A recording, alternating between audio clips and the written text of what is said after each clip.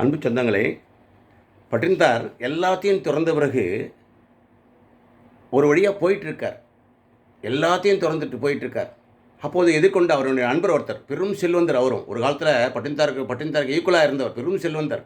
பட்டினத்தாரை பார்த்து, ஏன் இப்படியானா, என்னாச்சு உனக்கு, ஏன் இதுமாரி ஆகிட்ட, வா எங்கூட வா, எங்கிட்ட வீட்டுக்கு, உனக்கு எல்லாத்தையும் செஞ்சு தரேன், நீ பழையபடியே எல்லாம் பெரிய நிலைக்கு உயரலாம், என்னால் உனக்கு எது வேணாலும் உதவி செய்ய முடியும், எந்த உதவியும் என்னால் செய்ய முடியும் அப்படின்னு தொந்தரவு பண்ணுறார். வா என் வீட்டுக்கு வா அப்படின்னு கூப்பிட்டு போய் அவர் வீட்டில் அமர வைத்து, அவர் உள்ளே வர மாட்டேன்றார். நான் திண்ணையிலே உட்காந்துக்கிறேன். சரி உட்கார், திண்ணையிலே உட்கார். சாப்பாடு போட்டார், எல்லாம் செஞ்சார். உனக்கு என்ன வேணும்னு சொல்லு, எது வேணாலும் செஞ்சு தரேன், நீயும் பழையபடி அந்த நிலைக்கு வரணும் அப்படின்னு சொல்லிட்டு, அந்த நட்பு மீதியிலையும் தான் பெரிய எல்லாருக்கு என்ன அந்த ஆணவம், தனக்கு எல்லாம் தெரியும், எல்லாரையும் தெரியும், அவ்வளோ பணம் எங்கிட்ட எல்லாத்தையும் செய்ய முடியும் அப்படின்ற அந்த இதில் சொல்கிறார், ஆணவ வெறி துணியில் சொல்கிறார். பட்டினத்தார் கேட்டார், தான் பையை பிரித்தார், பையில் ஒரு ஊசியை கொடுத்தாரு.